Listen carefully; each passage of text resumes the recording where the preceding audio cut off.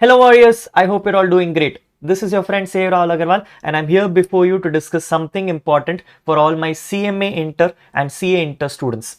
As you all know, we just now had our CMA Inter December 2025 results kicking in and a lot of people have cleared their examinations. Amazing the results this time. So many exemptions have dropped into my inbox and I'm so happy and so proud about each and every one of you. But for all those people who unfortunately did not get through, yes, your June 2026 is around the corner and therefore this video will probably help you prepare for your direct taxation paper because as you all know, between December to June, there are amendments that you have to keep in mind. Now, this video will once again also be posted after the CA Inter results come out for Jan 2026 because you will also have the same amendments applicable for you as well. Yes, so if you are going to be any of those students, yes, please stay back on this video. This video is going to help you prepare for your May 2026 examinations without having the burden to read the whole subject once again. There are amendments, no doubts about it. There are changes, no doubts about it. But do you have to pay too much attention to it, or is it something you can easily manage on your own? Is what this video is going to come and tell you. So let's watch it out together and let's understand how it is. I will explain you each and every amendment as highlighted in greens in the material. This material will also be available to you in the description box so that you can download it from there and refer it along with your old material. If you think the old material is going to be confusing, please proceed forward to buy a new material. I generally prefer the second option because it helps you prepare for the assessment year changes. The existing materials which you will have, not just mine, any faculties for that matter, would have given you data based on earlier assessment year data, and that can become a little confusing when you're preparing for examinations. So that small changes may not be very fruitful for you preparing on the last year of examinations. Generally is recommended to shift your material and get a new one because it always helps you. I am not telling you buy my material. If you've used my material in the past, then yes, probably that will be more sensible for you. But if you're using it any faculty's material, my strong suggestion is go back and buy that faculty's material and make sure that you're prepared accordingly. According to that, the amendments will also kick in and you will be able to understand that. Now, in this video, we'll explain each and every amendment in detail. I'll also give you some illustrations and examples so that you can prepare for your amendments properly and understand each and every topic in the right sense. Shall we? Chalo, let's keep this video short and sweet, people, so that you are all aware about what is happening, but at the same time preparing for other examinations as well in the full swing of. Chalo, first ones, I am coming and clarifying to you what are the basic changes to be kept in mind. Firstly, people, as you're aware, since you're moving from December 25 or Jan 2026 examinations, your assessment year automatically changes. You have a new Finance Act which applies to you, which is Finance Act 2025, and therefore all changes will be applicable as per previous year 25-26 and assessment year 26-27, which means all examination questions now will be for April 25 to March 26 and assessment year 26-27. So please bear in mind about the assessment year change. Second, what are the significant changes? The first and the most important change has come into your default tax regime. As you all know, for the last attempt, you would have learned something called 0 to 3 lakhs, 3 to 7 lakhs, and so on and so forth. Income tax has made it extremely simple for you from the current year. From the current year, section 115 BAC simply comes and says that I will tax you in the manner that for every incremental 4 lakh rupees, you'll be taxable for an incremental 5%. In simple words, for the first 4 lakh rupees, you will be not paying any tax. From 4 lakh to 8 lakh, which is an incremental 4 lakh, 5%. From an 8 lakh to 10 lakh, which is 8 lakh to 12 lakh, an incremental of 10%. 12 to 16 is 15%. 16 to 20 is 20%. 20 to 24 is 25%. And everything after 24 is 30%. Very simple. Can you repeat it after me, people? What is it? 0 to 4 lakhs, 0. 4 lakhs to 8 lakhs, 5%, 8 lakh to 12 lakh, 10%, 12 lakh to 16 lakh, 15%, 16 to 20 lakh, 20%, 20 to 24, 25%, and after 24 will become 30%. Once again, yes, go. It's 0 to 4 lakhs, 0, 4 lakh to 8 lakh, 5%, 8 lakh to 12 lakh, 10%, 12 to 16 will be 15%, 16 to 20 will be 20%, 20 to 24 is 25, and then it becomes 30%. Very simple, straightforward. Every 5% increase has a 4 lakh incremental difference. Simple, straightforward. Yes. How does it work, people? If I have to give you a very, very simple example, I'm coming and giving you an example of, let's say I'm having 30 lakh rupees. What am I going to do? For the 30 lakh rupees, for the first 4 lakhs, I'm going to say nil. For the next 4 lakhs, I'm going to say 5%, which on your calculator should show you 20,000 rupees. Check kar lo. Next is another 4 lakhs, which will give you an incremental 10%, which means 40,000. Another 4 lakhs will give you 60,000. Another 4 lakhs will give you 80,000. Another 4 lakhs will give you 1 lakh. I think we have already crossed 24. Check karo. 4, 8, 12, 16, 20 and 24. This gives me the balance of 6 lakh rupees at the rate of 30%. Answer hits to be 1,80,000. Answer it's to be 1,80,000. Now shortcuts, as we have discussed last batch also, people, is that if you check for the first 24 lakhs, the answer will come to 3 lakh rupees. If you total this number, you will see the answer is coming to 3 lakh rupees, which means it's simple. 1,80,000 rupees plus another 3 lakh rupees will give me 4,80,000 rupees as my tax liability under my new tax regime. Yes, add on that cess and you can get your final answers. I don't have a calculator, so I'm not wasting time on this, people, but you should be able to get the right answer from here. Chalo. Yes, perfect. This is what the answer is. Any doubts on this, my friends? Clear? Good. Now, second and the most important amendment is coming in your rebate conditions. For those who know, people, for the default tax regime, we were eligible for rebate up to 7 lakh rupees. This number now jumps to 12 lakhs. So read the lines very carefully. It says when you want to claim rebate under new tax regime, you can now claim a rebate up to 12 lakh rupees. Up to 12 lakh rupees. So let's check on the top. If you notice, for 0 to 4 lakhs it was 0, for 4 lakh to 8 lakh it was 5, which was 20,000 rupees, and up to 12 lakhs it was 40,000 rupees, which means I was eligible for a quantum of 60,000, and that is what my rebate is. That is what my rebate is. Matlab, income tax says if you want to claim rebate for a total income of 12 lakh rupees, you'll be eligible for a rebate of 60,000 rupees or actual tax payable, whichever is lower. Once again, it is 12 lakh rupees with a rebate of 60,000 rupees. But the challenge is not there. The challenges come on the right side. The most important amendment that you will definitely get tested in examination, people, is that from the current year, for the new tax regime, you cannot claim rebate on any special incomes. Until last year, you could have claimed rebate on every special income except for 112A. But this year comes and says you cannot claim rebate on any special incomes. Very, very important for you to keep in mind. Rahul, is this change there for old tax regime also? No. Understand, old tax regime remains the same. It is only for the new tax regime. So if I have to summarize this for you, people, it will work like this. Imagine if I'm in old tax regime or I'm in new tax regime. In old tax regime, what was the rebate condition? The rebate condition said your total income should be up to 5 lakh rupees and you'll get a rebate of 12,500. You remember this? Yes, chalo. On the right side, now the amendment comes and says that you have to have a total income of up to 12 lakh rupees and you will get a rebate of about 60,000 rupees. Till here it is fine. But the problem came in the default conditions. The conditions itself now come and say this 12,500 rupees you could have claimed on any income except for 112A. Whereas when it comes to new tax regime comes and says you can claim this on only slab incomes, which means any special income will not be liable for default tax regime rebate. You can only claim it on slab incomes. Very, very important for you to keep this in mind. Yes, yes. Now, how does this work, Rahul? Can you explain this with an example? Let me do that. Very simple example. I'm giving it before you, people. Let's see if you're able to understand this with me. Example says, if you're going to have a tax liability for Mr. Garib, there is a person called Mr. Garib who is expecting his tax liability. The following information is given to you. Information says, my old tax regime, PGBP is 2,70,000, 111A is 20, 112 is 30, 112A is 1,60,000. Whereas new tax regime, it is 4,20,000, 20, 30, 1,60,000. First of all, always check if you're poor or not, if you're eligible for rebate or not. So let's do a total on the right side. What is happening, people? 2,90,000, 3,20,000, 3,80,000, 4,80,000 is my total income. Correct? Yes. On the right side, it is 4,40,000, 4,70,000, 5,30,000 and 6,30,000. So 6,30,000 has been confirmed as my incomes. Now with this, I can confirm to you, left side is less than 5 lakhs, right side is less than 12 lakhs. I am eligible for rebate. At this stage, let's first compute the tax liability. Help karo. What is happening? My PGBP is a slab income. My 111A, as per the new conditions, is going to be taxable at 20%. 112 is going to be taxable at 12.5%, and 112A is going to be taxable at 12.5, exceeding the 1,25,000. A correct? We discussed about it. Yes, chalo. One by one, people. When it comes to your PGBP income, what is going to happen? For 2,70,000 old tax regime, I will ignore 2,50,000, 20,000 pay 5%. So 20,000 pay 5% came to me as 1,000 rupees.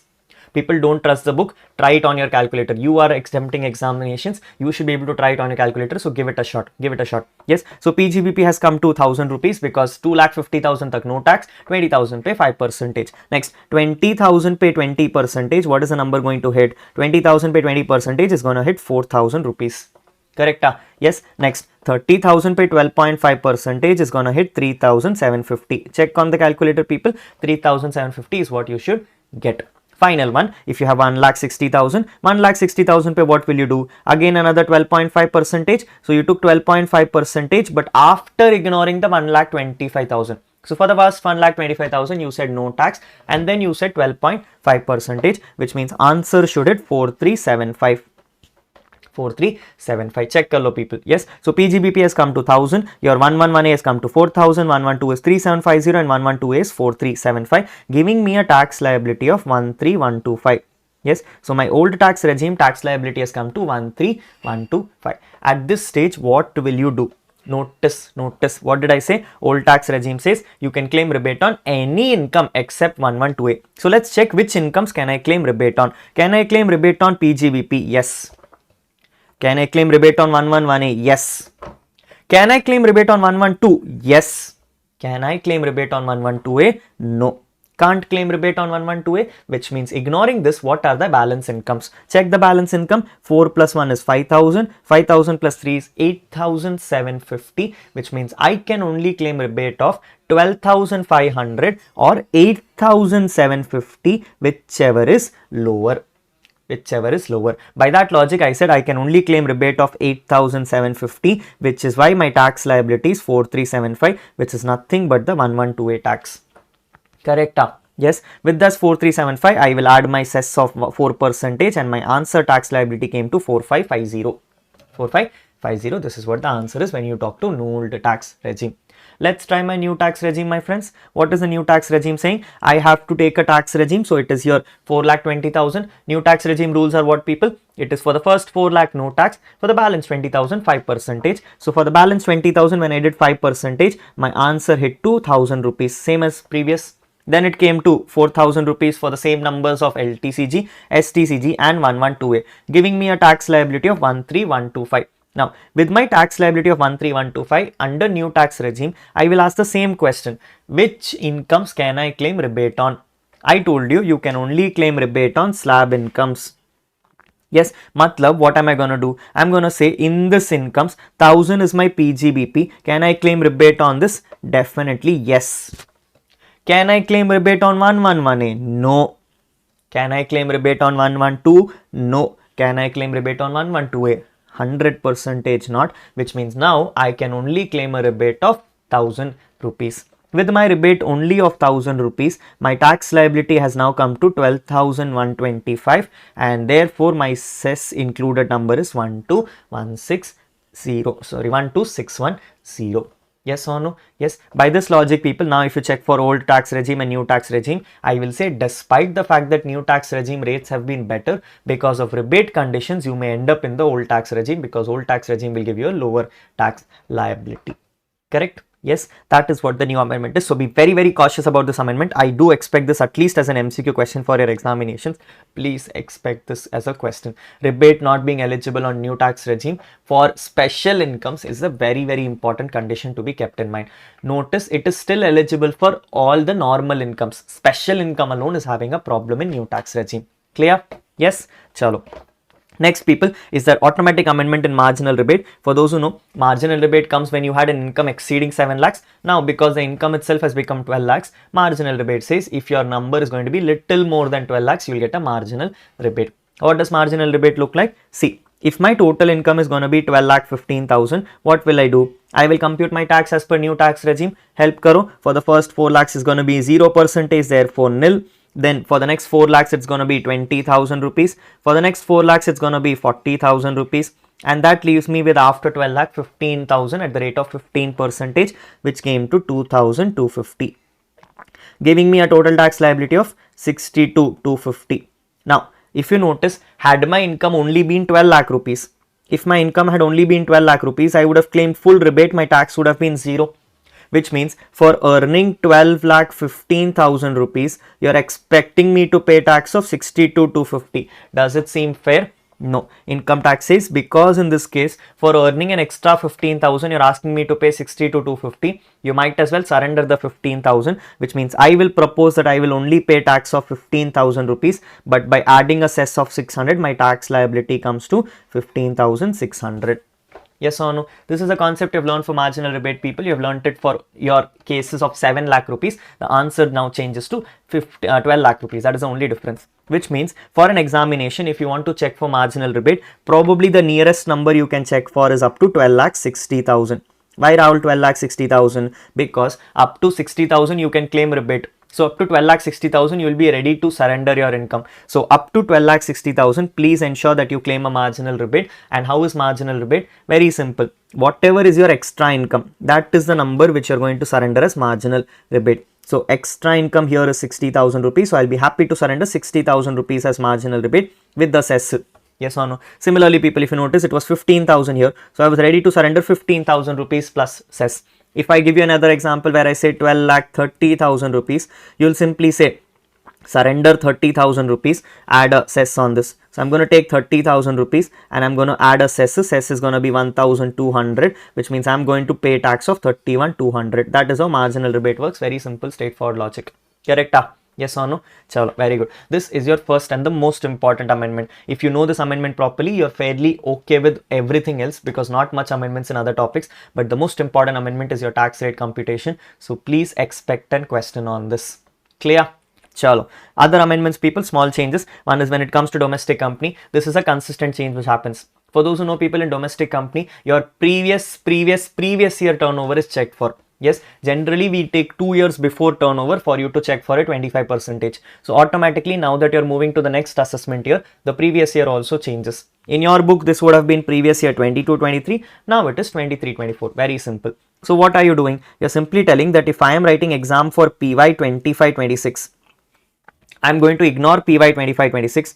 I'm going to ignore PY 24-25 and I'm ranking 23-24. So this is my previous year. This is my previous year. I need to take previous year, meaning 2 years before. So from 25-26, take 2 years before, which means 23-24 is what you need to take. And that's what they've confirmed to you. So they're simply coming and saying, if your turnover between 23-24 is up to 400 crores, you can take a tax rate of 25%. Otherwise, tax rate is simply 30%. That is what the statement is. Clear? Yes. Chalo, good. That is the major amendments that you have in your basics of tax, people. Any difficulties on this? Let's we go forward. Chalo, let's go forward. The next amendments is coming in your salaries. A very minute amendment, but definitely important. This makes this topic a little more interesting and equivalent for you to be tested in examinations. We are in the chapter of salaries, the topic called perquisites. Under perquisites, for those who know people, we had something called medical treatment.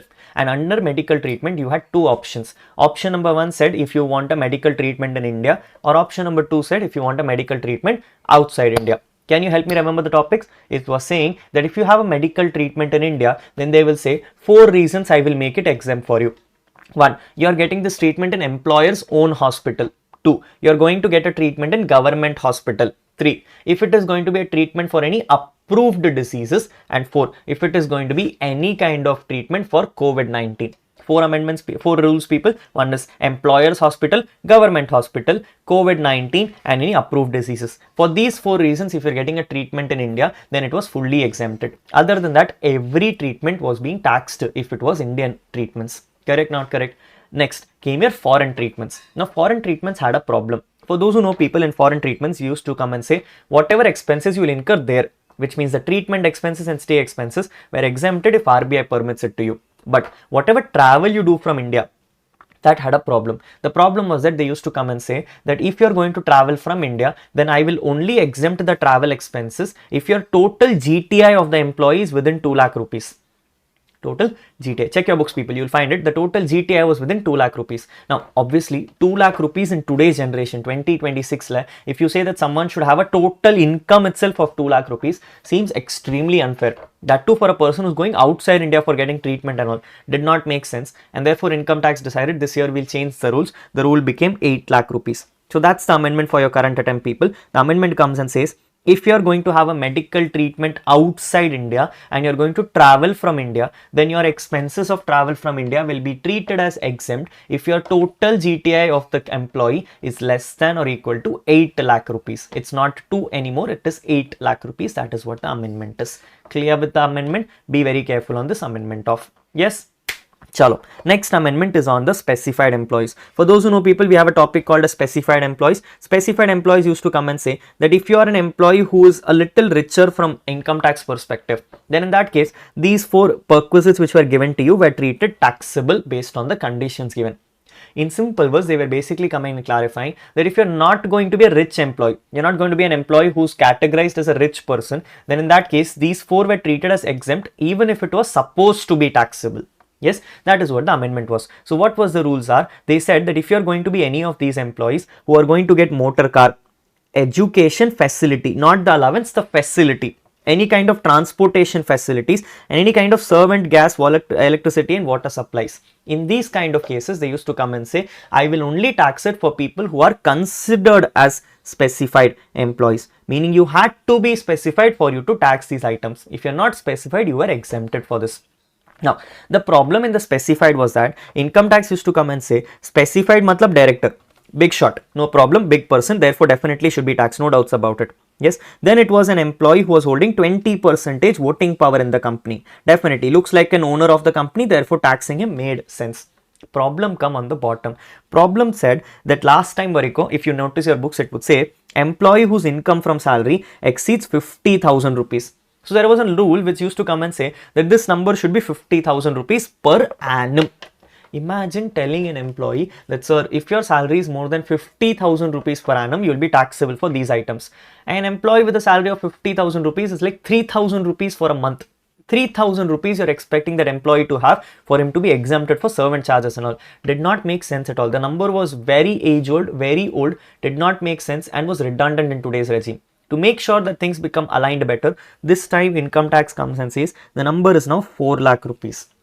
Which means if your total salary for the year is going to be less than or equal to 4 lakh rupees, then I will exempt the top line items. But if it is not going to be such, then I'm going to be taxing those line items, which means now you should have a salary of more than 4 lakhs to be taxing those items. If your salary is less than 4 lakhs, you will not be taxable for these components.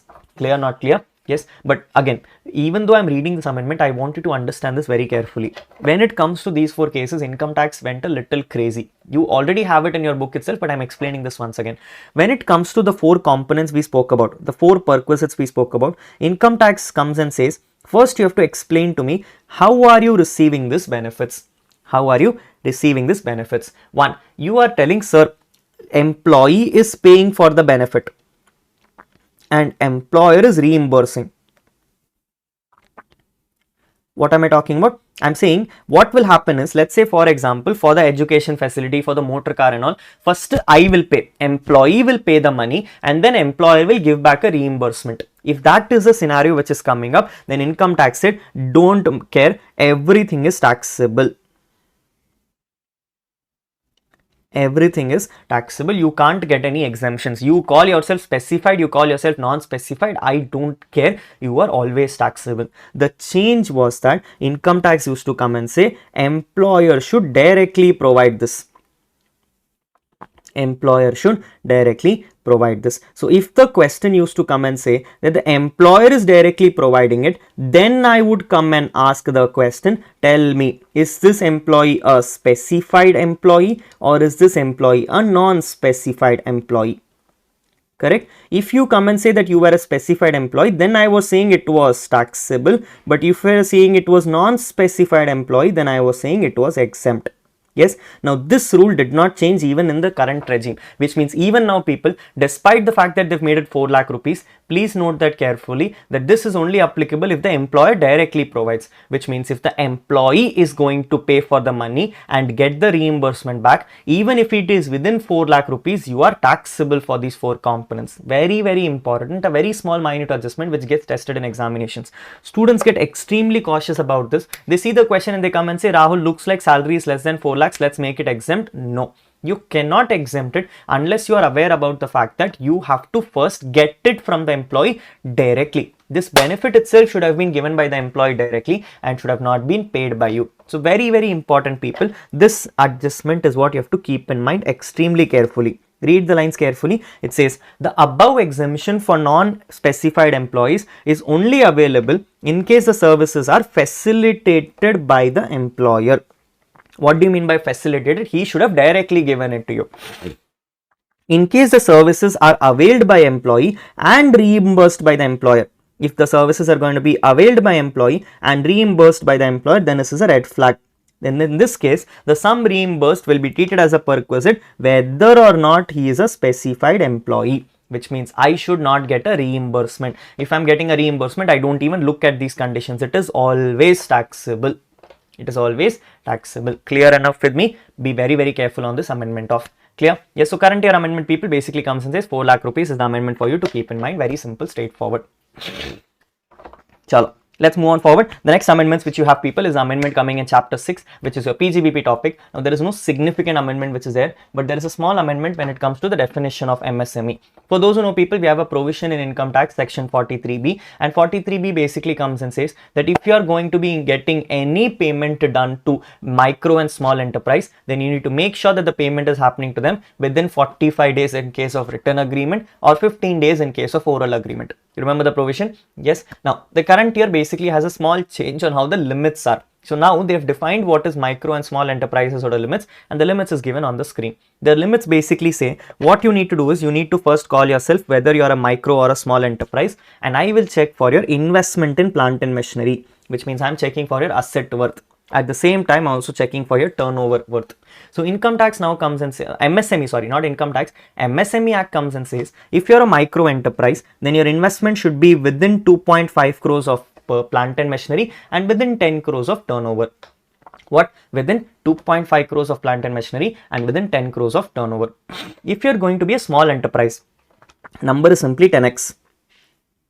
Number is simply 10x. Matlab, what is happening? 2.5 crores will become 25 crores, 10 crores will become 100 crores. Simple, straightforward. So what is the rule, people? The rule basically comes and says if you're going to have any payment made to micro and small enterprise with an investment of 2.5 crores in plant and machinery and 10 crores in turnover, or 25 crores in plant and machinery and 100 crores in turnover, those kind of employees we are going to take as micro, those kind of entities we are going to take as micro and small enterprise, and to these entities you need to ensure that you make the payments within the 45 days of oral agreement, 15 days of written agreement. Yes or no? Yes. Now, can I make your life simpler, people? If you think about it, I said micro and small enterprise, which means logically speaking, whether you call yourself micro or not, it doesn't matter. Can I simply come and say, if your investment is less than 25 crores and less than 100 crores, you are anyway going to sit in one of the two. You're either going to be sitting in small enterprise or you're going to sit in micro enterprise. So how does it matter? Do you have to remember both micro and small enterprise as a definition? Answer is no. If you think about it, I can simply come and tell you for your examination, remember the fact that if you are going to have an investment up to 2.25 crores and a turnover up to 100 crores, then in that case, you are going to be an entity which is covered. Simple, straightforward. Correct? Yes, because the moment you say you're less than 25 crores, you're either going to sit in small enterprise or you're going to sit in micro enterprise. Either of the two is fine for you. Both of them are going to be disallowed. So how does it matter? Yes, so very simple thought for you to keep in mind is that if the question comes and says that you are going to be given investment and turnover, check for the investment to be less than 25 crores and turnover to be less than 100 crores. If that is the case, then you come and say they are one of the two enterprises, either they are micro or small, and therefore their payment should have been made on time. Illana, they will be disallowed. Simple, straightforward. Chalo, perfect. The next one is in capital gains, people. Now, this is not an amendment for you. This is more of a clarificatory thing because, again, it is going to be tested at CA final syllabus, not at CA inter syllabus. But what they've done is, in capital asset definition, we had something called FIIs. We used to come and say that if you are having a security from FIS, then it was treated as a capital asset. This year's amendment simply comes and clarifies that when you talk about FIIs, we also have now an additional component called as investment funds. Yes. Now, what is investment funds? Is called AIF. This AIF is basically part of CA final syllabus. So, you're not going to be tested this at all. This is completely for your CA final discussion, not relevant at all for you at inter syllabus. Do not worry about it. Yes. So, income tax is simply coming and saying any securities held by AIFs are also going to be considered as capital assets, will not be part of PGBP definition anymore. That is what the clarification is. Clear? Yes, chalo. Now, one other clarification which I don't have to give, but I'm just probably showing it to you, is that when it comes to capital gains, you know, until last year you had this burden on yourself to figure out that the asset is sold before 23rd July or after 23rd July. Capital gains now, you are in 25-26, which means all transfers happening in the current year are obviously going to be after 23rd July. And if that is the case, you don't need to mug up the old laws, which means there is only one rule for you. The simplest rule, that if you're going to go for 1-1 money, we just discussed it here. If you're going to go for 1-1 money, the tax rate is now going to be 20%. 1-1-2 tax rate is going to be 12.5%, and 1-1-2A tax rate is going to be 12.5, exceeding 1,25,000. Yes, the rules now have become simpler for you. You don't have to read the old rules itself. You can remember, you can forget them off. If you have it in your book. Yes. Chalo, perfect. Chalo. With that, people, I think capital gains is done. The only major amendment after this is your TDS, the painful process which has happened in the current year. This year makes TDS extremely important for you. So you will have to pay a little bit of an attention on your TDS topics because you're having healthy amendments in your TDS and you will get a question on that. Yes, so all the three attempts are going to be extremely critical for you to keep in mind. In all the three attempts of May, September, Jan, CML June and December, you are going to get healthy amendments on your TDS topic. So let's pay attention to that. What are the amendments, people? Is that first, when it comes to amendments in TDS chapter, they've come and clarified that if you're going to have any kind of dividends paid by a company to the shareholders, in that case, shareholder will now not be liable for TDS if they receive it up to 10,000 rupees.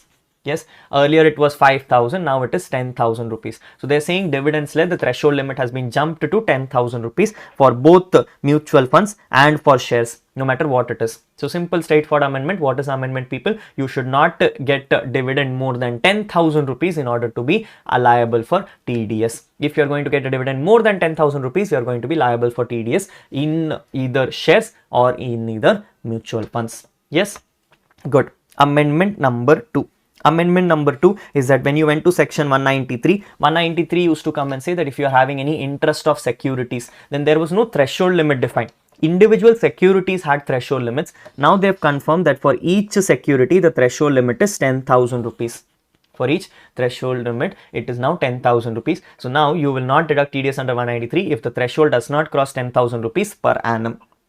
Per annum, that is what the rule is. Clear? Yes, next is coming to 194A, people. For those who know, 194A was about interest on deposits. So if you had 194A interest on deposits, there was a threshold limit of 40,000 and 50,000. Now the limits have been changed. They say if you're a normal citizen, then I will not deduct TDS for you from banking sector up to 50,000 rupees of interest.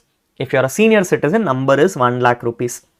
Yes, so now the limit comes and says interest on deposits received by any kind of individuals or HFs or whoever the party is from a bank for time deposits, FDs, RDs and all. Now you will not be liable for TDS up to 50,000 rupees of interest and 1 lakh rupees worth of interest on senior citizenship. If you are getting interest from another place like company deposits and all, the company deposits which you have, no, there it was 5,000 rupees. Now the number is 10,000 rupees. Now the number is 10,000 rupees. That is what the amendment is. Clear? Yes. Chalo. Next, people, is when it comes to 194B and BB, which was your casual income. The casual income used to come and say that if you're going to get any winnings from lottery or horse races, then in that case you were liable for 30% of the winnings for a number more than 10,000 rupees per annum. Per annum. Now, this year they came and said, Rahul, I don't understand. How can you be tracking per annum and everything? It's very difficult. At the same time, who is so lucky in life that a person will have 10,000 rupees lottery coming from the same person more than once? Doesn't make sense. And therefore, this year amendment comes and clarifies that you will now be liable for TDS only on 10,000 per transaction. Which means I'm not going to be making you liable for 10,000 rupees per annum. It is now 10,000 per transaction. That is what the amendment is. Simple, straightforward. Which means if Rahul is coming to you and is winning lottery from you, for this lottery, if I receive more than 10,000, TDS will come. For the next lottery, if I don't receive more than 10,000, no TDS will come. That is what the amendment is. Yes. Good. Next comes your commissions part, people. There are three kinds of commissions which you have. One is called your insurance commission, one is called your lottery commission, and third is called your normal commission. In all those cases, income tax now has made everything standard. Income tax says the TDS rate is now 2% for all the cases with a threshold limit of 20,000 per annum for all the cases. Yes, so earlier it was 15,000, now it has been changed to 20,000 rupees. So up to 20,000 rupees, you will not be liable for TDS. Even if you're liable for TDS, the rate is no more 5, the rate is now 2%. That is what the amendments are. Clear? Yes, good. Next is your amendment in 194I, people. For those who remember, until last year, when you had rentals, if you get TDS on rent, the TDS threshold was 2,40,000 for the whole year. And therefore, income tax law used to come and say, even if you have not occupied the property for some months, it was completely fine. As long as my overall TDS goes more than 2,40,000, they were expecting me to pay TDS. Now, they've clarified this to you. They've said that I will only be collecting TDS from you in the same conditions as what 194IB works. What did 194IB used to come and say, people? They were only collecting TDS from you if the monthly rent was more than 50,000 rupees. Here they have made the same amendment. So now they come and clarify, even for the normal rentals, not for the 194IB, but even for normal rentals, if you are going to have an amount more than 50,000 rupees per month, then only you will be liable for TDS. Otherwise, you're not liable for TDS. So you don't need to worry about an annual payment now. You only need to worry about the individual monthly payment right now. Clear? Very good. Next came your 194J, the most important section for all of you and me. The section basically talks about professional payments. Until last year, they used to come and say, I will deduct TDS at the rate of 2% or 10% for a threshold limit of 30,000 rupees. This year, the threshold limit has been changed. The threshold limit is now no more 30,000. The threshold limit is now 50,000 rupees. So now I will not be deducting TDS up to 50,000 rupees on each nature of payment. I will only be deducting TDS after 50,000 rupees worth of payments which are received to you. Yes, good. Next one was basically your 194LA, which was talking about your compulsory acquisition. Compulsory acquisition last year threshold limit was 2.5 lakhs in your book. Now you can remove the 2 and a point. You now have a threshold limit of 5 lakh rupees. Yes, which means income tax says for compulsory acquisition, I will no more deduct TDS up to 5 lakh rupees. Clear? Last and the most important is your amendment of the current year, something which was introduced in Finance Act 2024 but was notified only from the current year of yours. So you are expecting a question on this. This basically comes and says that if you're going to have any kind of payments which is happening between a partner and a partnership firm, payments which are not liable for TDS as partner and partnership firm will now be liable for payments which are not exempt from partner to partnership firm will now be liable for a TDS at the rate of 194T, 10% threshold limit of 20,000 rupees. So notice it says any kind of salary, remuneration, commission, bonus, interest which is paid by the firm to the partners will now be liable for TDS at the rate of 10% with the threshold limit of 20,000 per annum. With a threshold of 20,000 per annum. Very, very careful to be kept in mind that share of profit is not covered. That share of profit is not covered. Why, Rahul, it is not covered? Because you and I both know any kind of profit sharing from a partner to from a firm to a partner is always exempt from tax. So be very careful that they have not covered share of profit because that was anyway exempt from tax. I'm only covering the taxable components, the components of salary and interest which is covered under 40B. Those payments will now be liable for TDS at the rate of 10% with a threshold limit of 20,000 rupees. Clear? Yes, chalo. That moves me to TCS, people. TCS has some critical amendments to be kept in mind. First amendment is on your hazardous goods, where income tax comes and says until last year there was something called timber pay 2.5 that has now been reduced down to 2%. So now income tax says if you are going to have any kind of purchase of timber, you need to additionally pay 2% for TCS. Coming to the next one, which is your forest produce, income tax now comes and amends saying that forest produce will be liable for a 2% TDS only when it is taken under a forest lease, which means I need to have an approval for this. I should have got an approval to go and buy, to go and sever forest produces, and only then I'll be liable for TCS. If it was not through a forest produce, it is not liable for TCS. It more looks like an illegal purchase, and therefore that will not be covered there. Yes, so these two amendments have come into mind. Timber 2%, forest produce under forest lease 2% is what the TCS amendment is. Correct? Very good. Apart from this comes a very serious amendment, people, which is your luxury products.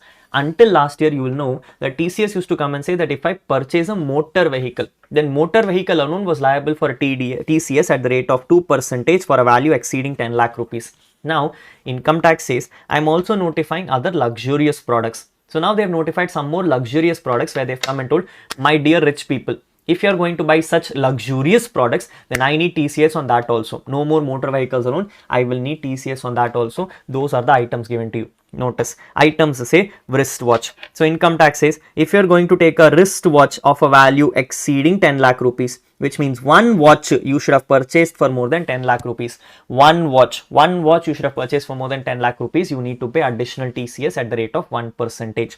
Next, any kind of art pieces, antiques, paintings, sculptures to be liable for 1% for a value exceeding 10%. Third, collectibles like coin and stamp liable for 1%. Yacht, boat, canoe, helicopters, any kind of luxury things we have, things which you want to for farmhouse and all we take and go. So all those things 1%.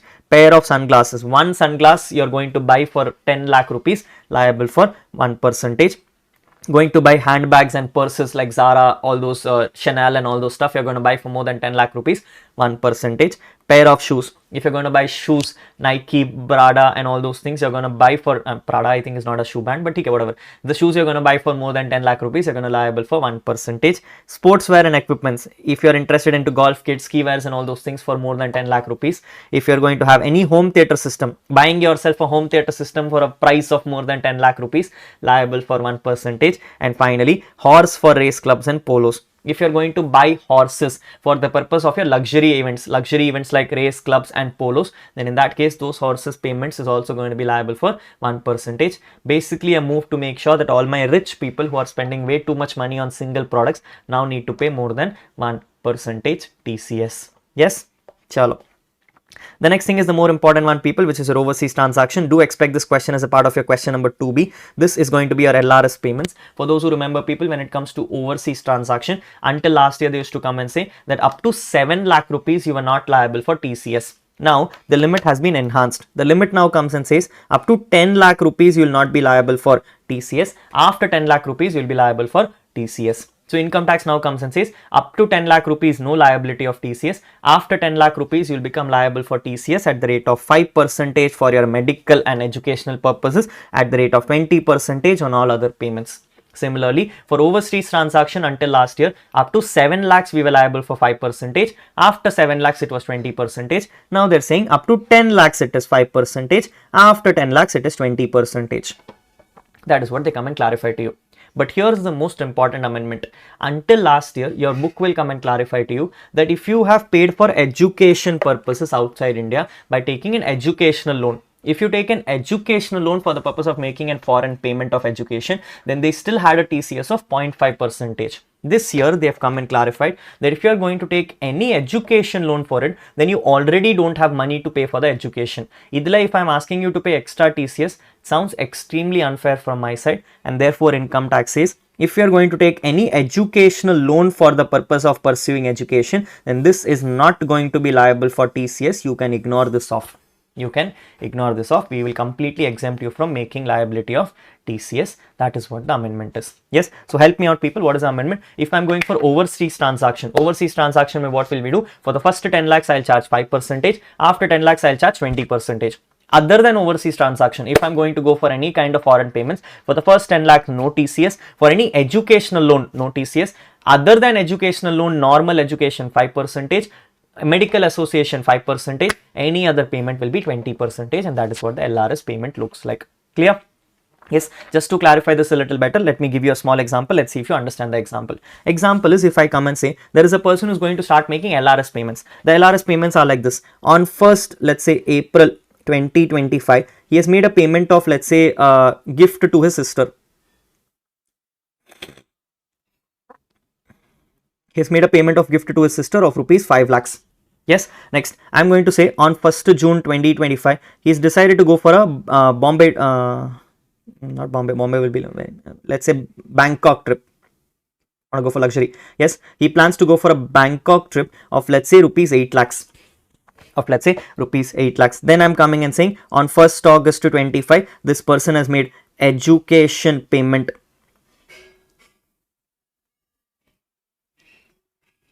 The person has made an education payment of rupees 15 lakhs. How has he made the education payment? A loan has been taken for rupees 5 lakhs and another balance is coming from self money.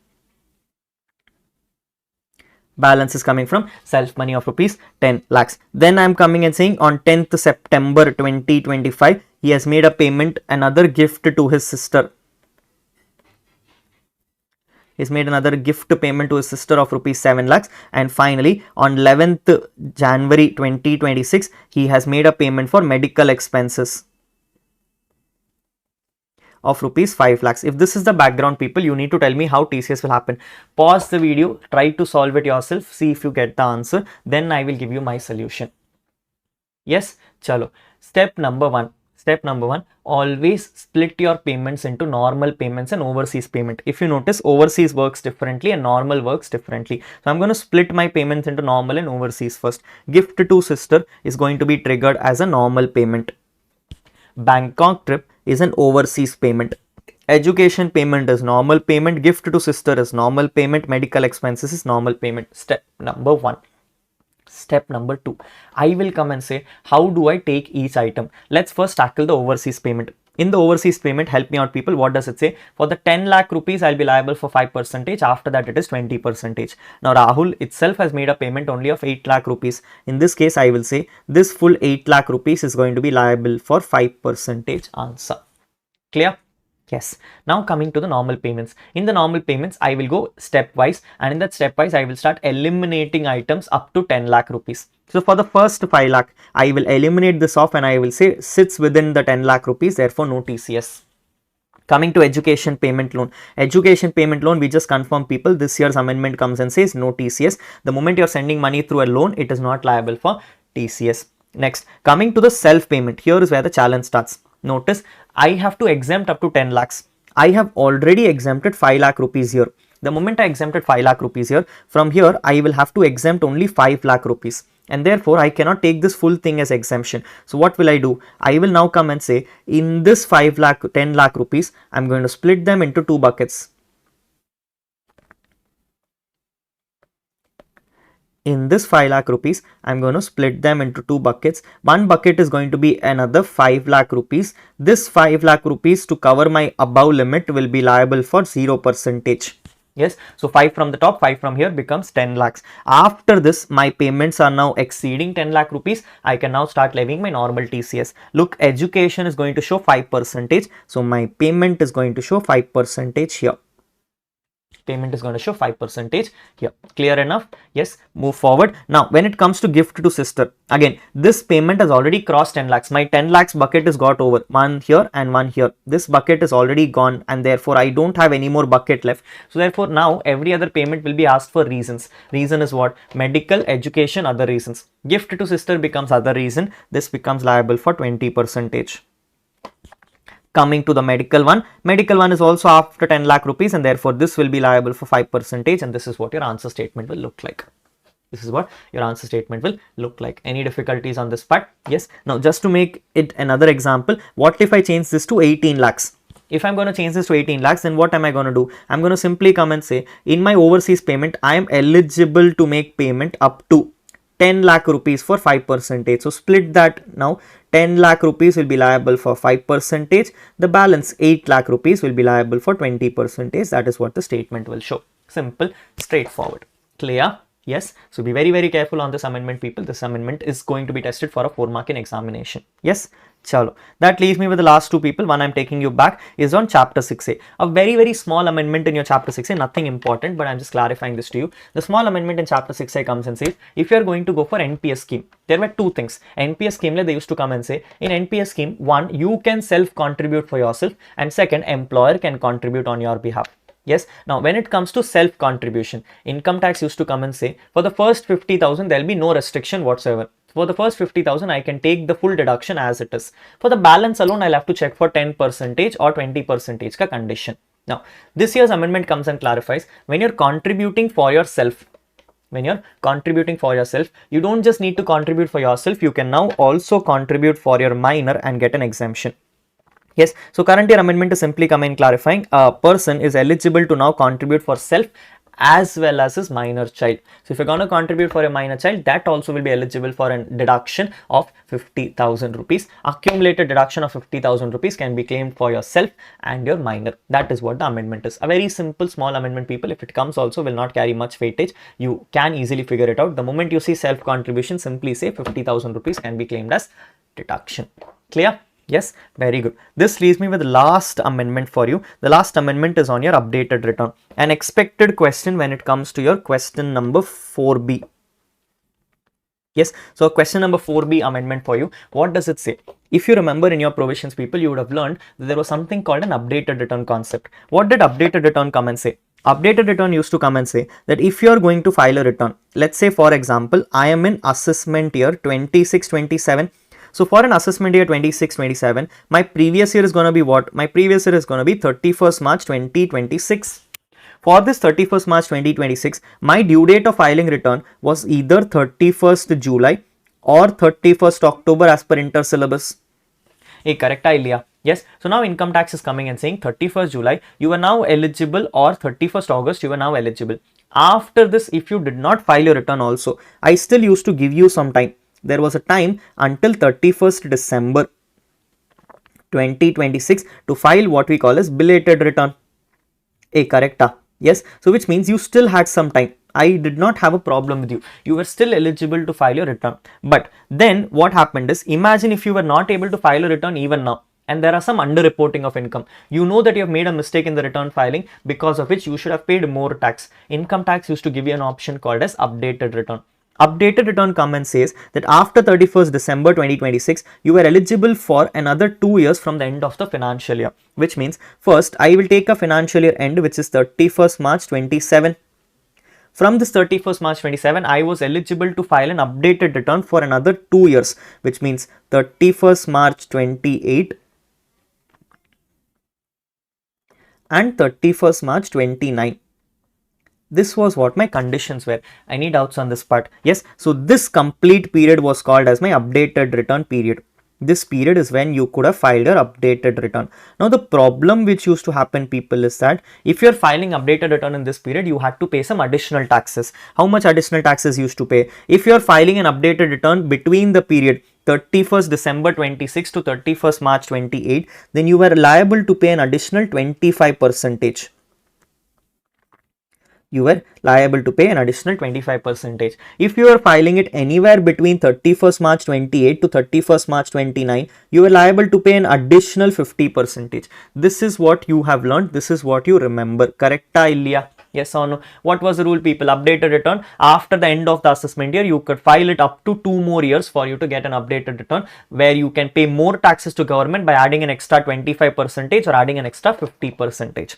This year, Nirmala Sitharaman ma'am comes and says the updated return scheme which I launched was a big success. I'm seeing so many people now filing updated return and voluntarily disclosing their incomes. So I want to give them more time and opportunity. With that more time and opportunity, added an additional 2 years, which means now Nirmala ma'am says you don't need to file an updated return for only 2 years. You can file it for 4 years, which means now I'm giving you time 31st March 30 and 31st March 31 also. So now 4 years time is being added to you for you to file your updated return. But obviously, people, if for 2 years itself you were asking 50%, I need extra money here. So income tax says if you're filing the return between the 3rd year, then you have to pay an additional tax of 60%. And if you're filing an updated return in 4th year, you need to pay an additional tax of 70%, which means normal tax, if you had 1 lakh rupee, in the first year you would have paid 1 lakh 25, in the second year you would have paid 1 lakh 50, in the third year you will pay 1 lakh 60, and fourth year you will pay 1 lakh 70,000 rupees in order to file your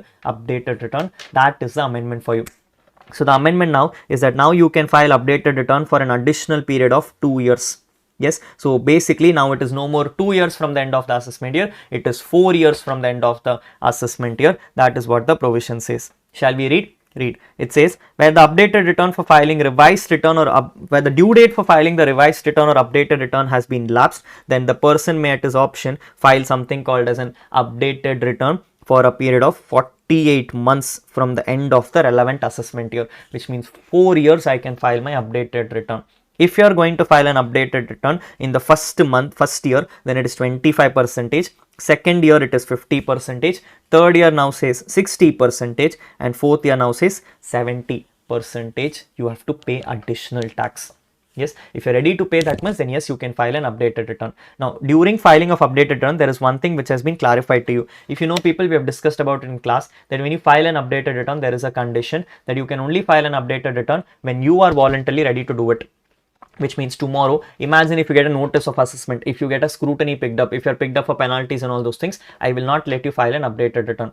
To add that flavor, income tax has now come and said, if at any point of time a reassessment notice is issued on you. Now, what is reassessment notice? Is CA final syllabus, not for you, but just to clarify, if any assessment notice in the form of reassessment has been issued on you, then that is also a reason for which you cannot file an updated return. I will not permit you to file an updated return if a reassessment notice is issued to you and is pending on this date. If it is not pending, it is disposed of, then different conversation. But as long as assessment is going on, no permission for you to file an updated return. That period will not be taken into consideration. Yes, so it says an updated return cannot be filed when the notice has been issued after 36 months from the end of the relevant previous year, relevant assessment year. However, if the notice has been disbarred of, if they say that it is not a fit case to issue notice, which means they don't want to proceed with the assessment, then you can file an updated return, and that is what the concept is. Clear? Chalo. The last one is not something significant, people. I don't think I need to teach you this also. Just normal thing, every year it happens, and therefore this year also it happened, is that when you have an Aadhaar and PAN, you need to generally link it. These due dates have been extending for lifelong, and it continues to extend. This year they've come and clarified that now you can update your Aadhaar and you can link your Aadhaar with PAN number up to 30th September 25. So up to 30th September 25, you are now eligible to link your Aadhaar with PAN. Until such date, I will not have any implications. But even after 30th September 25, you don't link your Aadhaar with PAN, then you have consequences, the theory topic question that we have for our syllabus. So that is what this amendment comes and clarifies to you. Yes?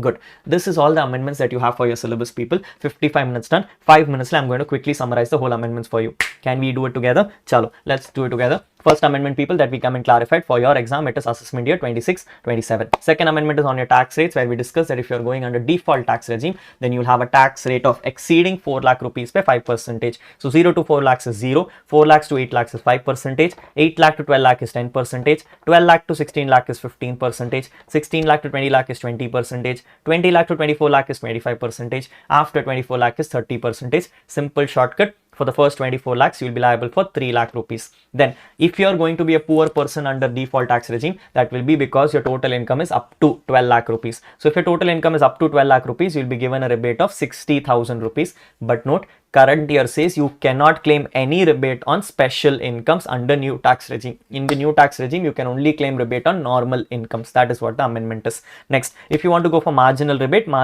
is now on 12 lakh rupees. So, therefore, you can go up to 12 lakh 60,000 rupees. Next, if you're going to go under salaries, people, salaries now come and say, if you're going to have any kind of medical treatment outside India, then if you're traveling from India to outside India, then the money which is given by your employer will be exempt if your salary, if your gross total income is within 8 lakh rupees. Third, if you're going to have any kind of specified employees, any perquisites given to specified employees in the form of motor car, servant, water, electricity charges, any kind of education facilities and all, we will ask a simple question. Is it given because of a reimbursement? In that case, taxable for everyone. If it is not given as reimbursement, but rather given as a direct benefit by employer, I will split you into two buckets: specified, non-specified. Non-specified, exempt. Specified, I will come and ask you, are you having a salary this year more than 4 lakh rupees? If your income from salary excluding perquisites is more than 4 lakh rupees, I will take you taxable for that component. Otherwise, I will not take you taxable for that component. Next, came in your PGBP, where PGBP like come and says, if you want to specify that you're a micro and a small enterprise, your investment in plant and machinery should be less than 25 lakhs and your investment and your turnover in the current year should be less than 100 crores. Less than 25 lakhs and less than 100 crores is what the, less than 25 crores and less than 100 crores is what the condition is. I'm so sorry.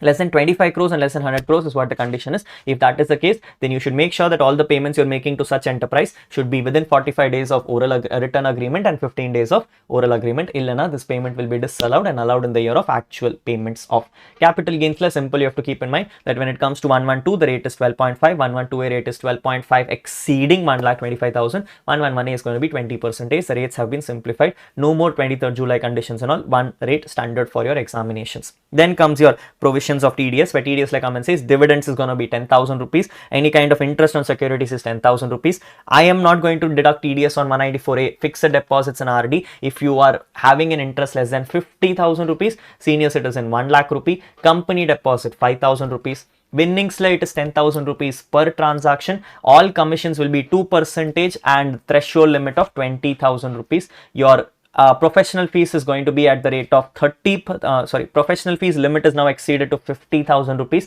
Your rental payments will now have a 50,000 per month ka threshold limit. Your compensation for compulsory acquisition will be 5 lakh rupees.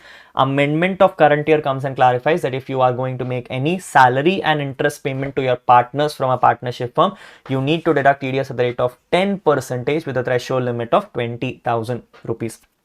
TCS rules have now come and clarified that when it comes to timber, TCS rate has become 2%. Forest produce taken for forest lease will be 2%. Any luxurious products that you're going to buy this year for a price exceeding 10 lakh rupees, wristwatch, any kind of skiing, any kind of sunglasses, shoes, home theater system, horses for polo racing, any kind of person who's going to buy bags, all those kind of luxurious products that you can think of should not be paid for more than 10 lakh rupees. If you are, then you're going to have a TCS at the rate of 1% on that. LRS scheme now comes and clarifies that you will not have an overseas transaction TCS up to 10 lakh rupees, and if it's an overseas tour package, then it is 10 lakh rupees tak 5%. Second, if you're going to send any money outside India for education purpose through education loan, then there'll be no liability of TCS on that. Next is your NPS scheme, where NPS comes and clarifies when you're doing self-contribution, you can also do contribution for your minor child. Last amendment is on your return filing, which says if you have any updated returns to be filed, you can now file an updated return up to 4 years, where in the third year you will now have to pay 60% and fourth year you'll have to pay 70%. Aadhaar and PAN linking has been updated to 30th September 2025. Yes. This is all the amendments that are there, people. Not much for your syllabus. Thankfully, not many amendments are there, and therefore you should be able to manage it no matter what. Yes. So if you're worried that Rahul, the syllabus has changed, the amendment has changed, the act has come in new, therefore do I have to start over classes again? No. Do not get swayed away by any faculty telling you that you have to do the classes once again. What you have done is already good enough. Please continue with the same. Yes, maybe changing of book would be a recommended suggestion from my side, but beyond that, going through a class once again is definitely not recommended. Not even worth fast track. No. Fast tracks also is only recommended to you for a simple reason: if you're not clear on your concepts. If you're saying that you don't have a clarity on the concepts, yes. But beyond that, don't redo things once again, people. If you need any support on workout, if you want to understand how the sums should be solved, what kind of questions are being come, we're already on the YouTube posting out something called as an assignment series. The assignment series is now going on in a bank, people. We've already sent across 5 videos for you. The next 3 set of videos are also coming in. By this month end, you'll have good questions on every chapter. 11 questions coming in from 11 paper questions coming in for your syllabus. Good practice already. You should be able to do it with that itself. Just scroll off and you'll find it in the playlist, a playlist for your assignment series. You should be able to manage it from there itself. So please do not waste time on direct tax more than what is required. You have other subjects as well, so pay equal attention to every subject and give good amount of time and efforts in every subject, because every subject is going to carry marks. One promise from my side: there is no much amendments in direct tax, so feel free, chill out, do it better. Yes, good. That is all the video from my side, people. Thank you so much for listening to me. I will come back with the next set of videos for you to enhance your preparations for your examinations. But until such time, watch out for the assignment series. Do a good job on that. Spend time enough for other subjects, including direct tax, and make sure that May 26 and June 26 is your last attempt for your intermediate qualification. Yes, chalo. Thank you, people. Have a great day. Bye bye.